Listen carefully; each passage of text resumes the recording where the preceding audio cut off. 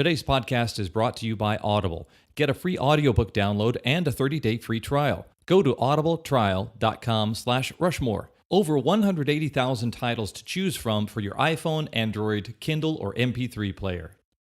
Oh, holy night. Holy night. Stars are shining bright. That sounds like Adam Sandler as Cher, as Opera Man. There is a lot of vocal similarity between the two if you get down to it. Greetings and welcome to the Mount Rushmore podcast. My name is Jeff, and I'm joined, as always, by my good friends Richard. Hello. And Michael. Howdy. Richard and Michael, you know what they do. They talk. And when they talk, the things they say out of their mouth don't always agree with the things from the other guy's mouth. In this episode, the thing they talk about is the Mount Rushmore of non-actors who turned into actors. Richard, you chose it. I did. Why? Oh. All right. No, Good enough. No, I don't know. I'm sure I was... in fact, I was watching a movie involving, I think, probably my first choice.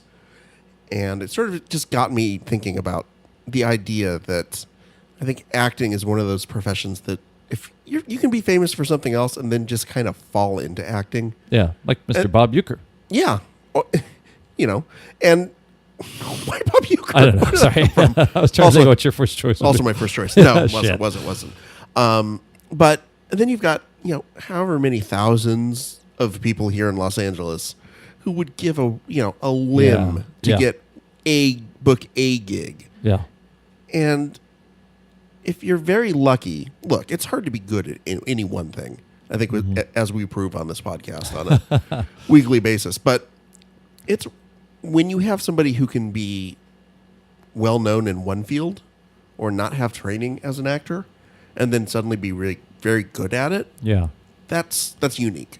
I think you also have an interest, it seems at times, with like duality. I know another pick of yours for that we might do next season is musicians who are more famous for things other than their musical output. Right. That's going to be tough to put on the Twitter, by the way. That's another one that eats up 120 characters. But like, I think that there's like, maybe you get into a headspace when you're like thinking of categories, or you think of things that like the dual nature of people, or like people that have been something else that I don't know. I wonder how much like secretly that influences things. Huh. I don't know. Do I owe you money for a copay for a therapist visit after we're done? I don't know. This is a compelling topic. I have a lot of opinions on this. I'm not afraid to speak about them, but I will not start before you start. Michael, Richard chose, you start. I have 4 categories this week. A dancer, a musician, an athlete, and a miscellaneous. So, wait, Rita Moreno is all those things. That's true. Okay. My first choice is Alexander Gudunov. Oh, cool. The Russian ballet dancer. Yeah. Who later had a spin as an actor in some really great roles in the 80s. Too. Was he related to Boris Badenov, by the way? He was a member of the Bolshoi Ballet Company in the USSR. And then in 1979, while on tour in New York City, he defected to the United States to become an actor. Wow. Well, I don't know if to become an actor, but to become a dancer, I guess. And then, that eventually led to acting. Yeah. I think that's fascinating. He became the Hunt for Red October. Yeah. In human, huge bulging tights form. Or less hairy Moscow on the Hudson. So I'm thinking of him in Witness. He was also in Die Hard, right? Die Hard? 3 great roles in Witness, The Money Pit, and then Die Hard. Yeah, he's the maestro from The Money Pit. Oh, wow. Okay. That's the first movie I ever walked out of, so I don't know. Oh, really? Yeah. Huh. Yeah. Go back and watch it. He's delightful as like this foppish. It's not as bad as you remember it. No, I bet. Well, you say he was also on The Muppets. He was on an episode of The Muppet Show. Was he? Too, yeah. Oh, well, no, you're thinking... Wait, are you thinking of... Baryshnikov? Baryshnikov?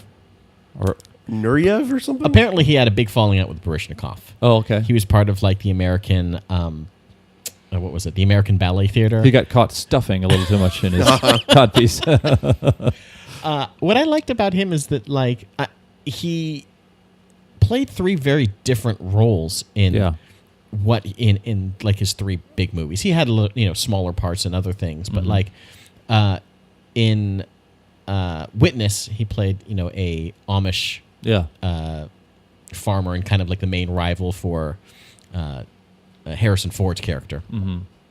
Then in The Money Pit, he was like this very extravagant, orchestra conductor. Yeah. Who was the rival for Tom Hanks's character. Then in Die Hard, he was like this killer. Yeah.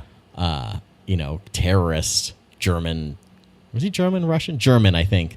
And played the rival. So basically, he's a good rival character. Carl, you mean? Yeah. No matter what kind of vehicle he is in, whether it was like a comedy or a action thriller or even like kind of a more subdued, like he was always like he's an antagonist, not necessarily an antagonist, but like somebody to play off of. He's definitely got these heroic proportions. He was tall and attractive and imposing. I wonder if it being the 80s too, him being Russian, there was something that was just inherent, like there was just like an otherness to him, or like a oppositional element. One thing I think is cool about that is they didn't ever have him just kind of do a little dance step in those parts. Right. Normally it's when you hire a dancer. And I don't think he ever played Russian either, which is kind of strange. I was going to ask, in Witness, did he have like an accent? I haven't seen Witness in like 30 years. Did he have an accent or something? I don't know that he spoke that much. He had. Well, he's Amish, so he can't speak. They had kind of like. Is that how that works? It was like, a Dutch or a Dutch-German Amish community. So there was a bit of an accent there, but they all kind of spoke with like, it kind of always sounded a little strange or off, or nothing you could kind of. There wasn't a particular accent you could kind of put your finger on. It was always like, oh, okay, those are weirdos that don't use buttons. Yeah. Well, that's a neat first choice. I do love it because it's very much in the 80s and very much something associated. I almost, the next step would almost want to be to go with, I don't know if anybody chose this, but like a Dolph Lundgren who played this kind of, played Russian, but wasn't actually. He was British, I think, or was what? He? No, sorry, no, he was. He's like Norwegian. Norwegian, Swedish or something. Yeah. Also, like a rocket scientist. He's apparently brilliant. Fulbright scholar. Speaks like 8 languages or something insane. So Jeff, Michael, I'm before we move on, I'm curious why you did choose him and not Baryshnikov. I don't know. I can't think of a single movie that Baryshnikov was in. White Knights. I don't know what that is. What? Yeah, White with Knights. Gregory Hines. With Gregory Hines. Okay. It's a good movie. You should check it out. Yeah. All right. What else? Recommendation. Check out White Knights. Okay. This is the Mount Rushmore podcast recommendation service. Right. Haven't seen a movie? He was in Sex and the City last season. Okay, Richard, what's your first? All right. So my first one, this was the actor who I was thinking of when I kind of came up with the topic. Francis Albert Sinatra. Chairman of the board. The chairman. Old Blue Eyes. Mr. Singy Guy. Yeah. I think that's what they called him as well. That was his last nickname. Yeah, it was one of his last ones on his deathbed. It's interesting. I mean, Sinatra was not the first singer turned, actor necessarily. Yeah. I think he might have been one of the first ones to be a singer turned good actor. I mean, where he played parts, you might have like a Mario Lanza or something like that, like an opera singer where suddenly every role he has is as an opera singer. Yeah. But Sinatra, I mean, he became, he won an Academy Award, was nominated for another Academy Award. He was somebody who became an actual actor, not just a musician who was sort of playing at acting. Yeah. And I was doing some research. Roger Ebert did basically, I think after Sinatra died, he did a kind of a eulogy for him. And one of the things he said that's like, look, he made 60 movies, a lot of big box office hits, but it was never his main thing that he did. Yeah.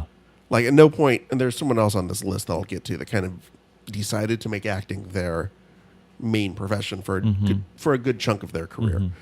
For Sinatra, it was always this sort of sideline gig. And he did, 60 movies. So sometimes the quality level is a little... Yeah. Especially once you get past Manchurian Candidate. Those like 60s type movie ones he did like post Ocean's 11 type stuff. Yeah. Eek. Did he do like westerns too? Like I don't know. I think. Well, I'll tell you what. I'm Italian. I can tell you there weren't a lot of Italians in the Old West. It was really hard to get a good plate of pasta fungoli. It's not what spaghetti westerns were all about, right? That's kind of stereotypical. Please, hold on. Just call them pasta westerns. Looking down his like filmography real quick. Sinatra is Dirty Dingus McGee. What? That's like a porn movie. That's like Big Frank's Sinatra or something like that. It was also one of Dean Martin turned down the rules, so I thought ring-a-ding-ding. I'd ring-a-ding-ding. It was also one of Daffy Duck's relatives, Donald Duck's relatives. Dirty Dingus McGee. Yeah, Scrooge McGee, Dirty Dingus McGee. Yeah. So you're saying that he didn't have a broad range, he wasn't offered a broad... Well, I don't think it was even didn't choose it. I don't think... Yeah, I think partially is that he didn't choose to have a broad range of movies. I think he was somebody who worked really fast and wanted to just, for the most part, just make a movie, didn't want to do more than a couple of takes. Yeah. And well, Bing Crosby was like that too. Like right. They had multiple irons in the fire. So. Right. Yeah. And so a lot of times he would work with directors who were younger, more inexperienced, someone he could basically boss the fuck around. Yeah. Sinatra, I think his biggest success as a performer was this character, Frank Sinatra. True. Because he had elevated himself from this 95-pound wimpy little guy to a Bobby Soxer heartthrob. And then he did that a few times because a while after the British invasion and all these, he was persona non grata with all the other crooners. Well, even before that, the 50s. Yeah. There's a plot line in The Godfather about this guy coming to beg for a part in this movie. Johnny Fontaine. Yeah, and that's Frank. Begging for From Here to Eternity, I think. I'm sure never happened. Anyone who is listening to this in my family that may be connected never happened. That role, that part, that thing never, Jeff, you understand, never happened. As God is my witness, it never happened. God forbid somebody should fall down a flight of stairs. I think the parts that I really appreciated from him the most is even something like you mentioned From Here to Eternity. He's basically playing Sinatra. I mean, that character is kind of just like this sort of like good time Charlie, kind of like jovial sort of character. But it's stuff like Manchurian Candidate or Man with Golden Arm, which is him being a junkie jazz musician. Or a movie called Suddenly, where he is basically a psychopath assassin who's trying to murder the president. Where he's actually forced to get away from that natural charisma and have to actually branch out and be something else. And I think that's something with a lot of musicians who wind up, there's more musicians who probably wind up as there's probably more musicians who wind up as famous and good actors than any other profession. And I think it's just because if you're a modern singer, musician, you have to be charismatic, right? You can't just sort of be wooden on stage. You have to sort of be able to tell a story. Yeah. Right. And you mentioned Alexander Gudunov. As a ballet performer, that's what he had to do, even if it wasn't with words. Yeah, he had to be a duck, or he had to be the wind, or he had to be a giant nutcracker, or the Rat King.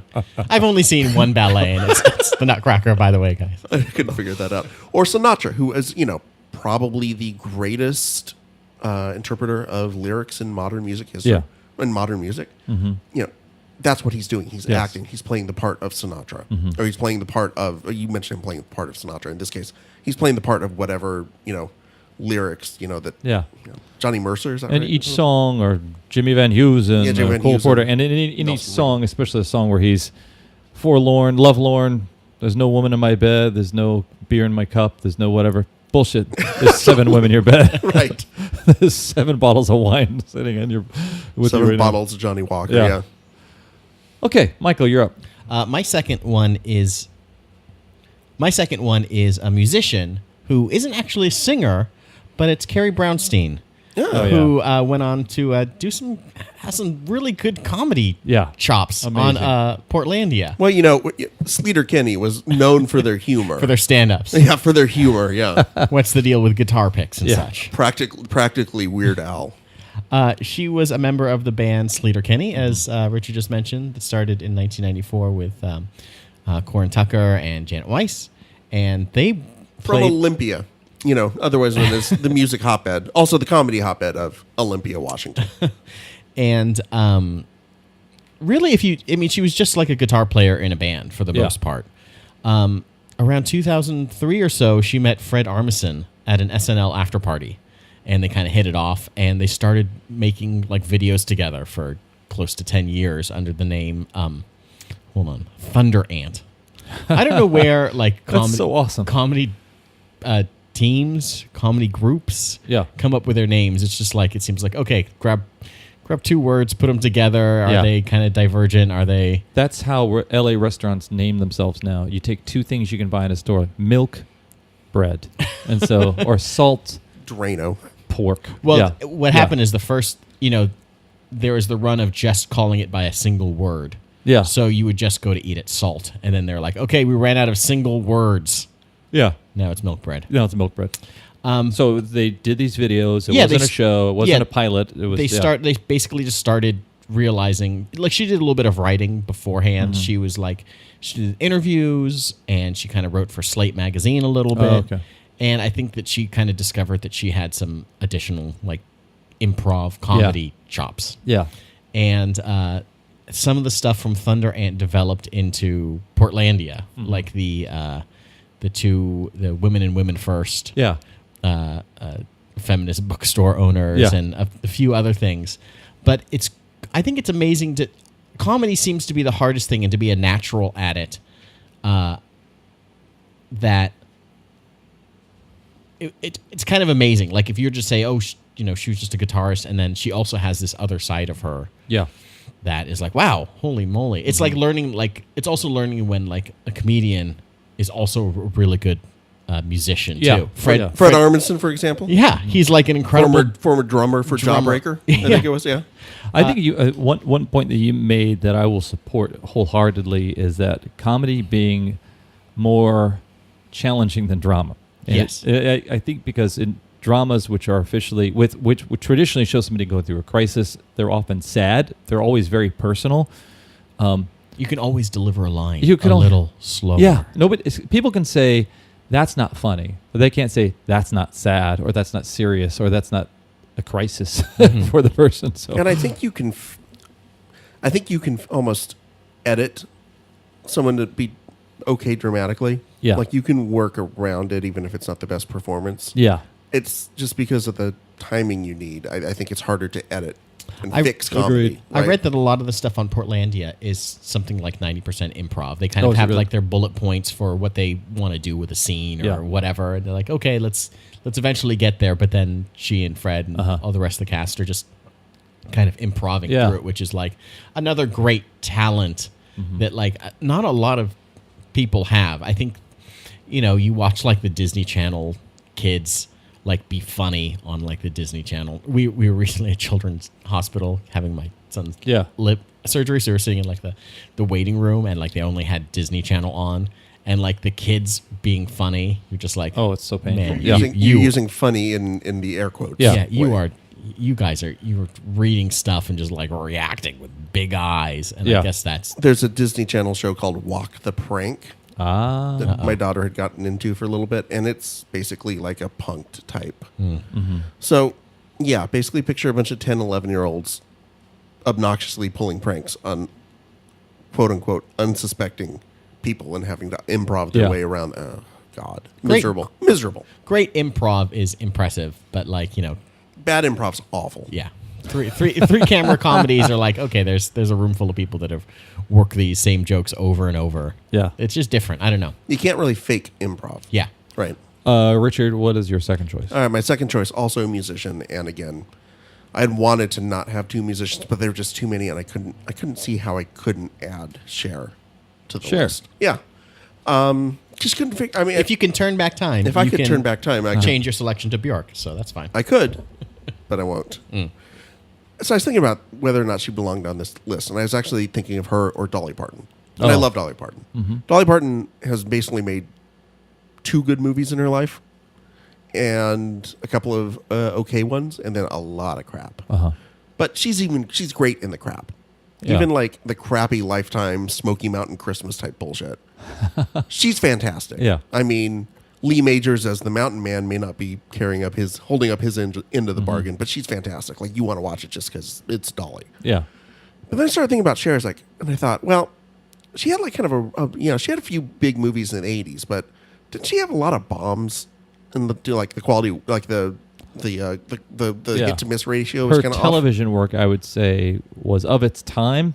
You feel like when you watch the Sonny and Cher show or Sonny and Cher. It's like watching your show of shows and like, I can see why this was really important and groundbreaking in the 50s. Yeah. Not very good here. Yeah. But here's the thing. I went through and I looked, and I was dead wrong.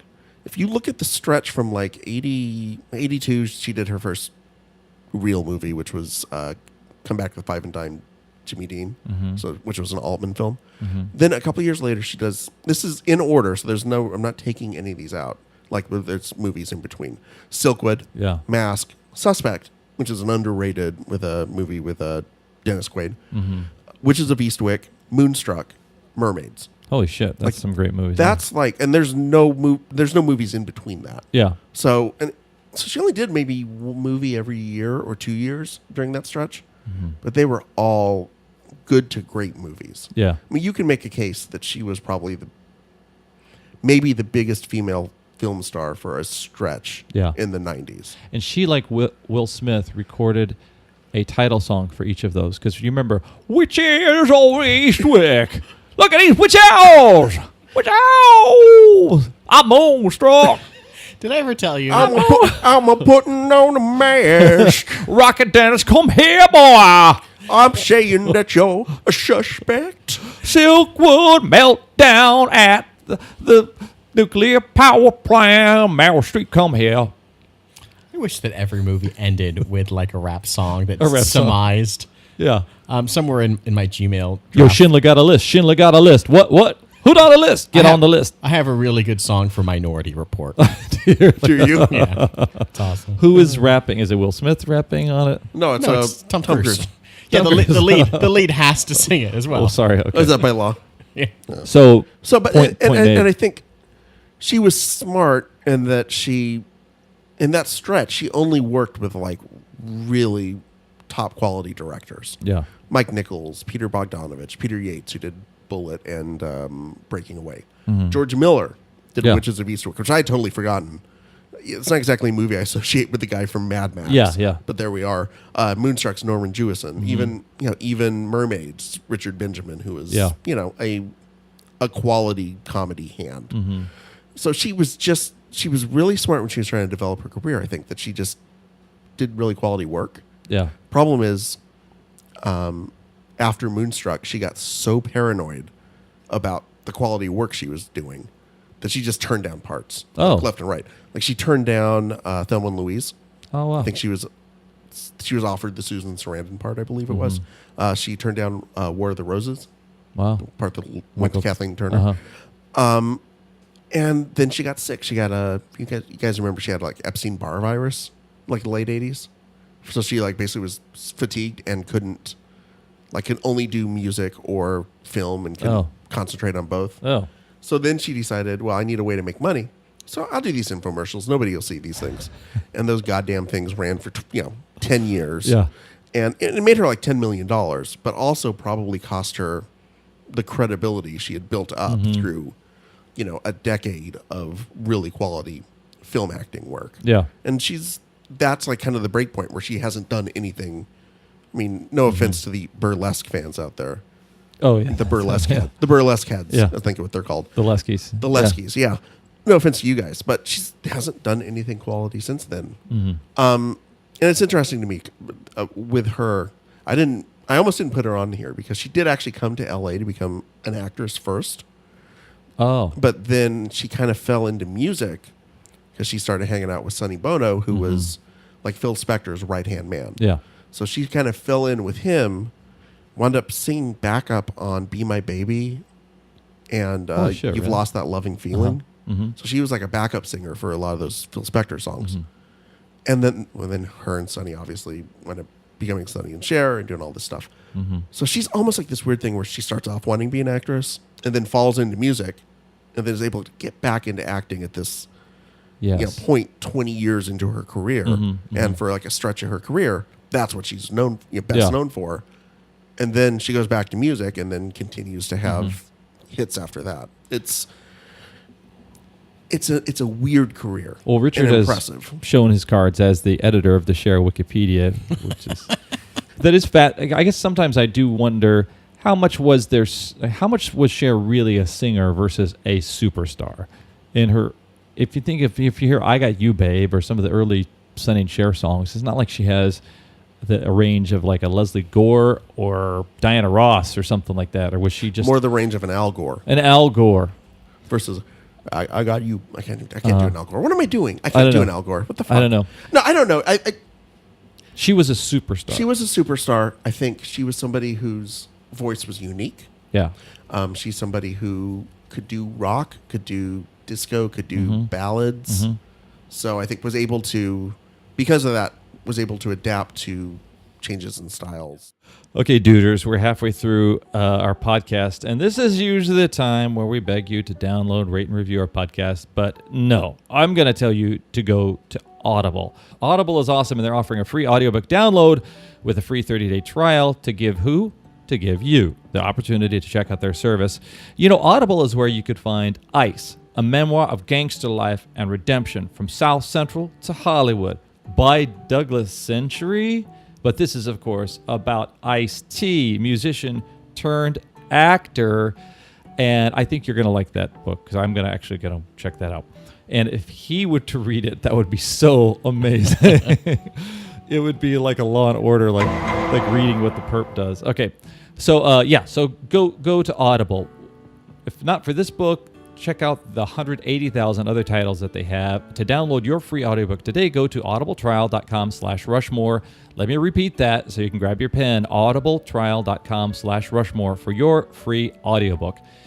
And since you're going places, please go to iTunes, please go to Stitcher, download, rate, and give us a review. Give us a star, give us some comments. We haven't had any comments in a long time. We'd love to hear what you think about it. And if you want to tell us what you think about it, you can also go to Facebook and join the dialogue there. We love chatting with you guys. We love yakking. I love, seriously, nobody tells us anything. We want to know how we're doing. There are only so many times we can at the president. Yeah.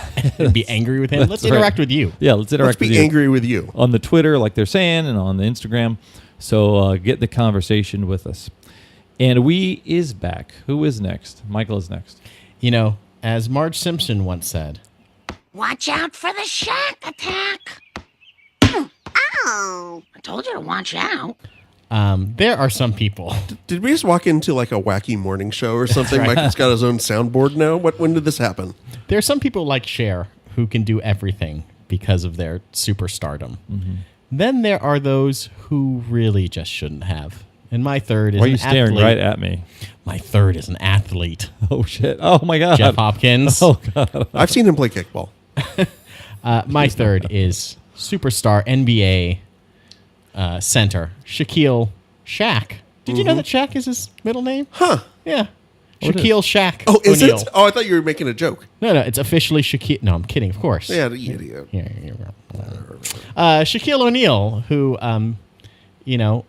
is one of those guys who is a big personality guy and really thought it could carry him a long way. And whether it's into the realm of rap albums, which were kind of unsuccessful, Yeah. or as a actor in a few, really. Yeah. The only movies that he was good at were the ones where he was playing himself. Mm-hmm. And all of those movies were terrible movies, too. Yeah.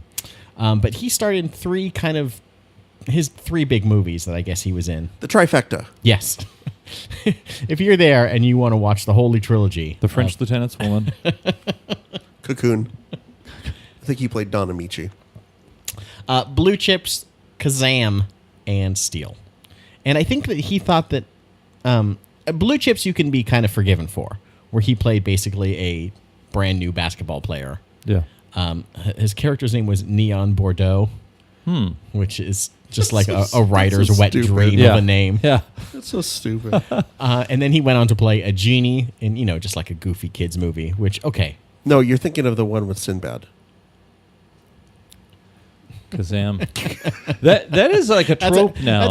Yeah, it is. Yeah. I seriously had to think about it for a second. I was like, wait. That everybody No, thinks, wait. Everyone thinks Then it's I'm like, wait, no, this Sinbad is was a in the movie, meme. Yeah, A meme. everyone thinks that Sinbad was in a movie called Shazam. Yeah.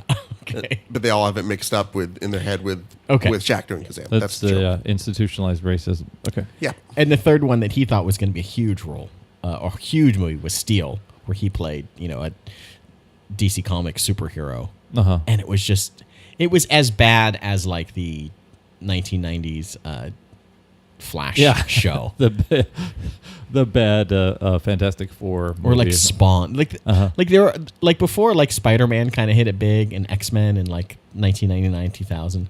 They did not know how to make superhero movies. Yeah. They thought that like there could be like this Batman renaissance, and Batman was only good because It was Tim Burton. It had like a crazy director that had a vision of it. Yeah. It wasn't just like, here's a guy in a padded styrofoam suit punching things. Or they tried to make it very loud. Yeah. Like volume was very much a thing. Volume control was an issue with 90s like comic book movies. But Shaq he's a big personality guy. He's like this big, Literally big. he's the big Aristotle and the big whatever fill in the blank name he likes to give himself. He's not a big actor though. Yeah. He was kind of bad. He's I'm looking at his filmography. There's a lot of as himself in this. I don't know, maybe he may have played himself more than any other person in the history So who of did movies. this better? Did Wilt Chamberlain dispatch his roles better in A Game of Death or something? or he was No, also in that's Red Kareem. Sonja or something like No, that? yeah, he was in Red Sonja, but he was also in wasn't Wilt also in a in a Bruce Lee movie? Yeah, I thought he was is it the one where he fights the different floors? No, that's Kareem. Yeah, Kareem's one. Then at the end, he gets he beats him because he realizes he has to wear the glasses all the time because he gets migraines or something. Oh, okay. And then so he just blinds him with blinded by the light, wrapped up like a deuce. And another roller. What in the is night. it about Lakers centers who think that they need to become movie stars as well? Well, I remember Andrew Bynum's film career didn't exactly take off. Yeah, it's funny. As we've been talking, I was thinking about. I think the only other than Kareem is Roger Murdoch in Airplane. The only credible basketball player as actor performance I can remember is Ray Allen. And he's got game. And he got game. He's got game. Yeah, that's Jesus Shuttleworth. And it's amazing because, as far as I know, he hasn't done anything since then, and he was legitimately great in it. I can't believe you're leaving off Muggsy Bogues in Space Jam. Well, I think Richard. I think we all know that. Actually, to be fair, George Murison and My Giant. But to get back to the Ray Allen thing real quick, I think Ray Allen was a star, but he wasn't Shaq. He wasn't, especially at that point, maybe a superstar that had crossed over into pop culture in the way that Shaq had. So he could do a movie, and it didn't just sort of overwhelm the entire rest of the picture. Well, Shaq, because of his size, could only play certain roles. Yeah, Shaq was not going to be the Paul Rudd character in 40-Year-Old Virgin. You're not going to buy him working in a warehouse at a Circuit City. Mm-hmm. I do find it fascinating when the stature of somebody or the stature of their celebrity meets the artistic intent of the script that they're entertaining or the project that they're going for. I think all of these actors want to succeed in entertainment, want to succeed in movies, but they're hamstrung by the scope and scale of their actual celebrity. And I think that has no chance but actually kind of destroying the project. Right. I was flabbergasted when I read many years ago that An Officer and a Gentleman was developed for John Denver, the singer. What? And What? then when... John Denver, the singer. John Denver, the singer. That Muppet-looking guy? That Muppet-looking guy. Not John Denver, the construction worker. And he had done so well with, Oh God, that movie, playing this kind of squeaky clean kind of guy. So wait, was he playing the Richard Gere character. What? And then when it was written that he grows up in a brothel and that he's kind of selling things and he ends up... Anyway. it was too close to home It for was him. the part got away from him. Then I read that Elvis Presley was initially offered the role of Joe Buck in Midnight Cowboy, and Elvis at an early part of the career said he wanted to get away from singing in movies. He wanted a legit acting career like James Dean, like the fellow James Dean. Uh-huh. And he said, in my next movie, I'm not going to sing in my next movie. The next movie ended up. He did sing. It ended up changing the name of the movie to Love Me Tender, and he'd always been marketed in movies exactly how he didn't want. He never wanted to be a singer performer in it. He should have. Did he turn it down because he wanted the Ratso? Yeah. I'm walking here. I'm walking here. Back off. I'm walking here. Then just today, I was just watching Guardians of the Galaxy Volume 2 and saw how successfully Dave Bautista is cast as the big lug in that. I feel like there's a director who did a great job of casting this guy who probably has limited acting skills. His size is the biggest part of his what he has to offer. Right. And he cast him as this kind of tone-deaf idiot. Right. Who doesn't get it. So, well done. Well done. Just like Andre the Giant in Princess Bride. Jeff, I'm glad you mentioned giant wrestling lugs Okay. as actors. My next pick, The Rock. Oh, nice. Okay. Isn't wrestling just a form of acting on itself? Aren't you like just like a half stuntman, half ballet dancer, half? Well, I think Shakespeare. Actor. I think Shakespeare wrote some wrestling back in his day. I think he was a showrunner for Yale WWF. He was in the gorilla position. He was the gorilla position. Let's look at where The Rock is now. Let's remember, he went from You mean actor Dwayne Johnson? Dwayne The Rock Johnson. That's his middle name. Yes. So let's always remember, The Rock went from a man having a sweaty gin sock stuffed into his mouth by another large man Who hasn't? Who hasn't? Well- That's my dream.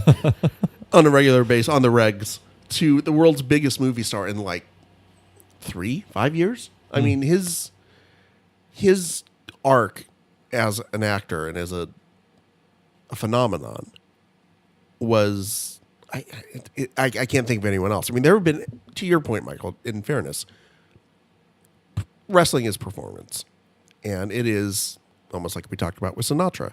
It is trying to tell a story, maybe not even with words, but with sweaty actions.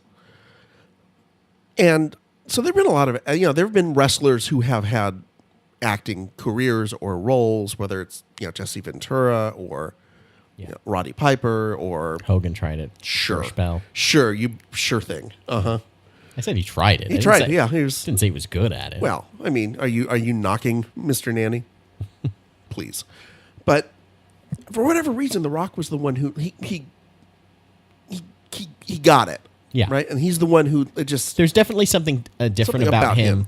where they also keep trying to force it down your throat. Like you mentioned Dave Bautista, who's also quite good at that character that he plays in Guardians of the Galaxy. I don't know if he's going to be good in anything else that he's acting in.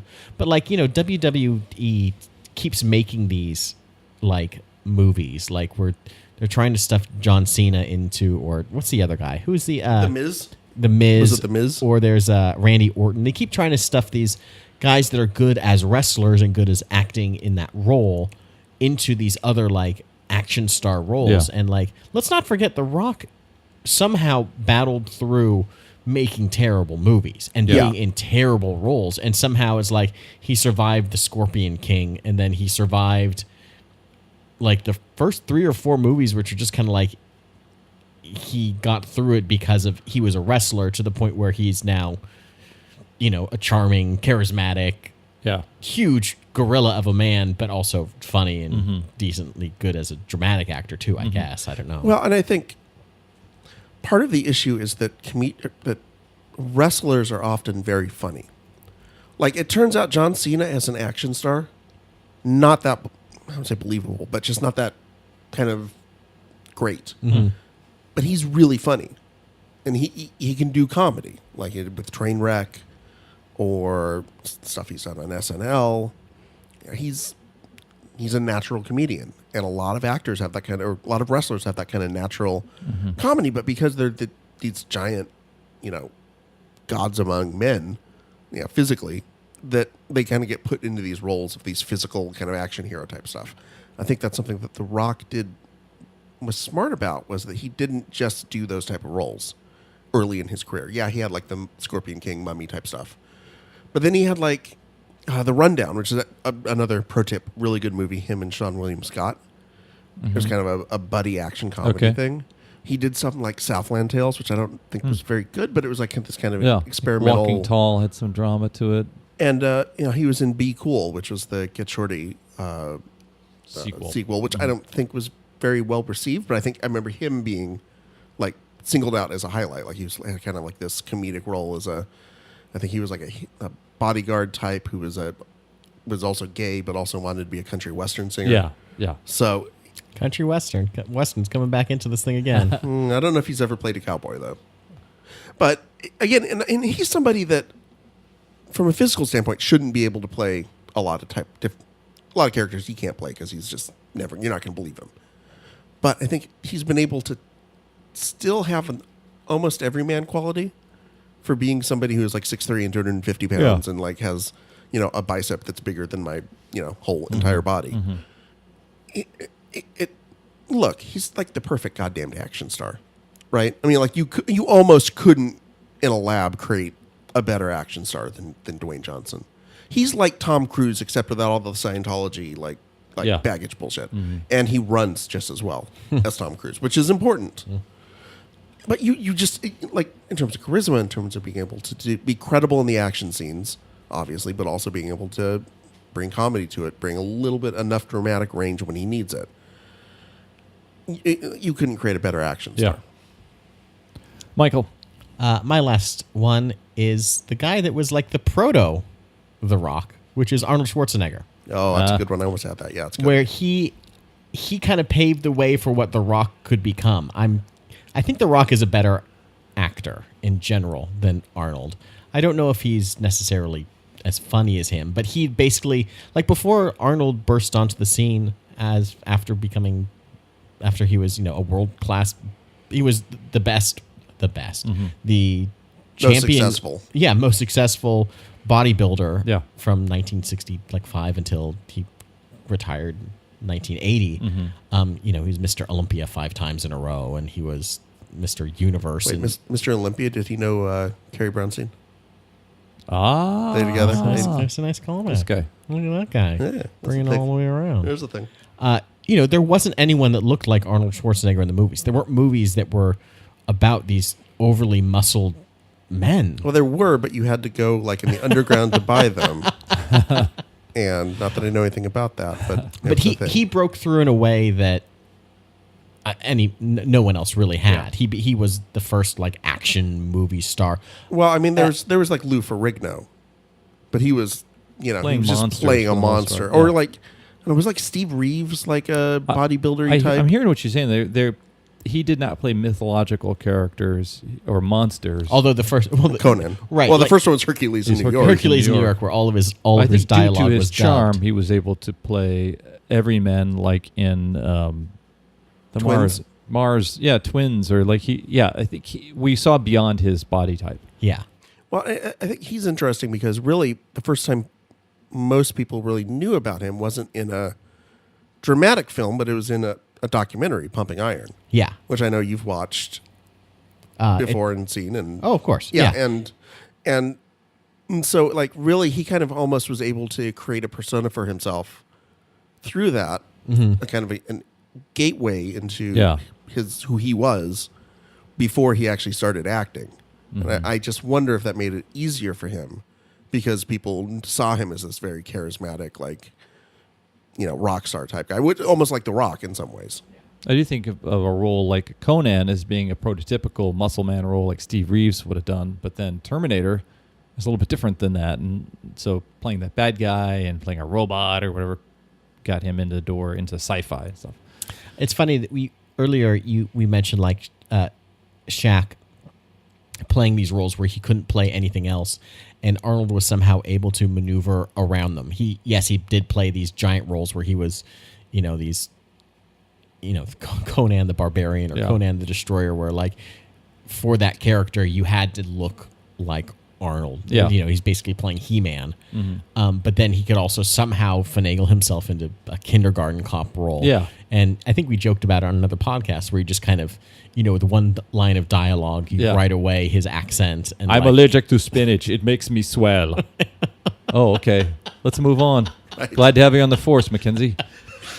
Or the thing where they always have to explain his accent. Why, where he came from. I think we talked about this before. I watch a lot of Dutch television. Oh, okay, O'Flaherty. Well, we got to get these donuts across town by noon. I spent time in the army with my dad, who was in the army in Germany. Yeah. That is why I sound like this, even though I am all American. And then I left that life behind me. I don't want to talk about it. And now I'm a sheriff for this small town I'm in a sheriff Texas. in this small town. Okay, we know people in small towns in Texas. They don't like any foreigners. Well, so. I think that does nod to the fact that we knew him from Pumping Iron, maybe even on talk show appearances. He was a personality first, so we kind of dismissed all that when we're watching him in a movie. We know that that's just really kind of a contrivance, and he's going to be this entertainer. And I think it's interesting that he, other than the first Terminator movie, he never played bad guys, which you would think would be like the career path for an actor coming as a bodybuilder, like kind of big, muscly, kind of henchman-y type. You know, there's a parallel universe where he's the henchman he's Carl in Die Hard. Yeah, he never gets off of the role of being the big bad. Yeah. Right. It's so, again, just charisma, I guess. And for being a good guy, he holds the record. I looked up some Arnold Schwarzenegger facts. Did you go to Schwarzenfacts.com? The only one that I care to relate is that he has punched the most animals in movies. Oh, good. Good. Punched 2 dogs, 2 camels, and a reindeer. Do you know who's close second? Sarah Jessica Parker. Will Ferrell. Really? Really? Who the hell knows? Is this the PETA website that's tracking all these? Also punched Wilt Chamberlain, which is kind of like an animal. Okay, Big, Richard, giant. wrap it up. Wrap it up. Wrap it up. About to get These Thunderbirds are fast. my last choice is Arlie Ermey, Oh, that's a fun one. the gunnery's, mostly known as Gunnery Sergeant Hartman from Full Metal Jacket, who was cast in the movie because he was actually a consultant for the movie because he had been, in fact, a former drill sergeant who had trained people who were going in, soldiers, draftees who were going into Vietnam and actually spent time in Vietnam. And as he was starting to prepare the actors, at some point during the pre-production, Stanley Kubrick hears him do basically an improv sort of rant as a drill instructor, just berating some poor actor or whatever, and says, "You know what? I don't know who I had cast to do this, but this is the guy. Yeah. I need him." Vincent D'Onofrio, you are a fat fuck. Why are you so fat? Oh, they cast me because I'm fat, and I had to gain 20 more pounds. Well, you're a fat fuck. Well, you're still gonna be fat. And was so good at it that he was basically the. So Paul Lynn lost the role. Paul Lynn had it. Now, let me tell you something, Joker. You are a joker. Private Joker. Private Joker. I hate people. Was so good at just, basically creating these, this character, because he knew that character, because he partially was that character, that Stanley Kubrick let him improv. Yeah. And said that basically half of his dialogue was any of the insults and stuff. Mm-hmm. That all came from Arlie Ermey. Wow. That was improv stuff. And Kubrick never let anybody improv. Yeah. He was one of those directors who was like, this is how it's written, and this is the way we do it. Mm-hmm. So the fact that he trusted Arlie Ermey, someone who had never really acted before, to be able to pull this off. And then the fact that he then created one of the most iconic characters in 80s or war movie history. His improv group, Wildcats, really was good though. They really took Chicago by storm. That's way too sensical of a name for an improv company. You know that. We've discussed this. Choke yourself with my hand. Any suggestions? All right, I have a suggestion of the location you might choke someone with your own hand. Yes, please, sir. And then he was able to just create a whole career out of being Arlie Ermey for the most part. I mean, he did a couple of roles that weren't. He was, I think, the lead or the Morgan Freeman and Brad Pitt's boss in Seven, and he's playing a more subdued version of himself. Yeah, which does have, I think, one of my favorite little tiny scenes in a movie is they're showing him you see, this one was gluttony, and this one was all going through all the sins. And Arlie Ermey's sitting there listening to them, and the phone rings at the desk, and he stops, picks up, and goes, I'm not even this isn't even my desk. Just takes the phone back up and continues on. And it's just a perfect line reading for it. And, this is just a guy who was good at one thing and just fell into this career and now has, made 30 or 40 movies and has TV shows that he hosts because he's Arlie Ermey and because he's done all this stuff. I mean, somebody who just in his, 50s or whatever he was at the time, just sort of, it happened for him. Yeah. That's funny. I don't know what made me flash on that, but these performers who refused to really change who they were for the role, and they got cast because of their indestructible authentism. And I think of Levon Helm had a lot of roles like that. Sure. I think of how authentic he was in The Right Stuff. You just felt like he was that guy. Or a coal miner's daughter. Or Coleman. Yeah, you felt like there was nothing that was going to change. He just had so much authentism. You almost didn't need a set because that he guy, was. If you cut him, he would practically bleed like a red dirt. Yeah. You I feel like with a guy like Hillary wasn't necessarily this came from another field. Michael Rooker has that kind of authentism to him, So, guys, we went on a really incredible journey here, and now I have the dubious role. I have the dubious role of trying to kind of pick. So I'm just going to wing it here. I'm just going to pick some things that I thought were kind of really fun pulls. And Arlie Ermey's one of them. You're damn right it is, son. Carrie Brownstein, that's one of them. You're damn right she is, son. Sorry. I'll stop that now. And I got to say, Gudunov, Alexander Gudunov. That's one that I really just dug. Good enough for you. It's good enough for me. And just because he's the chairman, Francis Albert Sinatra. Just because he's the chairman. He's the chairman. Rock. Yeah, The Rock. So we tied on that one, guys. This has been Mount Rushmore. I am always banjo player turned judge, Jeff Hopkins. And I am race car driver turned celebrity chef turned podcast. Richard. I'm Michael.